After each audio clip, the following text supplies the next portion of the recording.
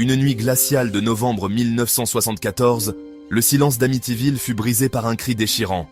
Une maison autrefois paisible allait devenir le théâtre d'un cauchemar. Le 13 novembre, Ronald DeFeo Jr. saisit un fusil, un acte qui allait marquer l'histoire criminelle américaine. Ce jour-là, il n'y avait aucun signe avant-coureur de la tragédie qui allait se dérouler, et tua froidement ses parents, Louise et Ronald DeFeo Sr., dans leur maison de Long Island. La famille DeFeo était bien connue dans leur quartier, et la nouvelle de leur meurtre a choqué la communauté. Ses deux frères, Mark et John, et ses deux sœurs, Dawn et Allison, alors qu'ils dormaient paisiblement dans leur lit. La scène était macabre, les corps gisant sans vie, victimes d'une violence inexplicable. Lorsque les autorités l'interrogèrent, il murmura « Une voix m'a dit de le faire ». Cette déclaration a ajouté une dimension mystérieuse et effrayante à l'affaire, laissant les enquêteurs perplexes et le public horrifié. Peu après, la maison fut mise en vente. Elle avait été vide pendant des mois, son histoire sombre dissuadant les acheteurs potentiels. Les voisins murmuraient des histoires de bruits étranges et de lumières vacillantes. Une famille, les Lutz, y emménagea, ignorant les horreurs qui s'y étaient déroulées.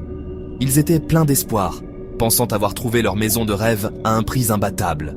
Les enfants couraient dans les couloirs, excités par leur nouvelle chambre.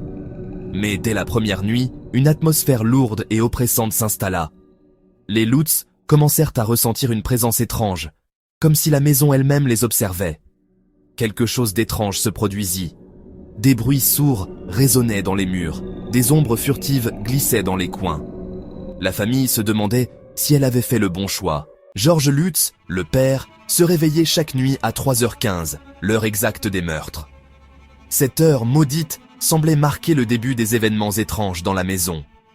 Chaque nuit, sans faute, il ouvrait les yeux, hanté par une sensation de malaise inexplicable. Il se levait, parcourait les couloirs sombres et sentait une présence oppressante autour de lui. Des odeurs de pourriture envahissaient la maison. Des portes s'ouvraient, seules, comme si une force invisible les manipulait.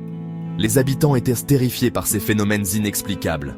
Les murs semblaient murmurer des secrets anciens, et l'air était lourd de mystère. Et parfois, un cri lointain retentissait, perçant le silence de la nuit. Ce cri glaçait le sang des occupants, les laissant paralysés de peur. Ils savaient qu'ils n'étaient pas seuls, mais l'origine de ces cris restait un mystère. Jody dit que vous allez tous mourir. La famille affirma avoir vu des yeux rouges briller dans les fenêtres, des silhouettes noires qui les observaient. La maison semblait vivante, respirant leur peur, amplifiant leur désespoir. Depuis cette nuit, la maison d'Amityville reste une énigme. Maudite? Possédée? Une chose est sûre, entrer dans cette maison, c'est s'aventurer dans les profondeurs de l'horreur.